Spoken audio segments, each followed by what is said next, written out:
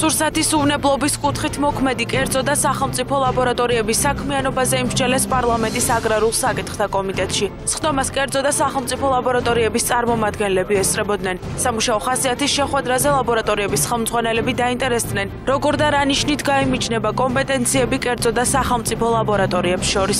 ასევე რამდენად მზად არის კერძო სექტორი და აკმაყოფილოს ყველა ის მოთხოვნა, რასაც მომხმარებელი საჭიროებს. საკანონმდებლო ორგანოში აცხადებენ, რომ ამ თემაზე სამუშაო შეხვედრები გაგრძელდება. ძალიან მნიშვნელოვანია ბაზარზე არსებობდეს ისეთი ოპერატორები, რომლებსაც ექნება შესაძლებლობა გააკონტროლონ სურსათის ხარისხი. ასეთ შემთხვევაში კერძო სექტორის განვითარება არის მნიშვნელოვანი და ჩვენი დღევანდელი შეხვედრა, სამუშაო შეხვედრა მიზნად ისახავს, რომ მოვისმინოთ მათი პრობლემების რა არის.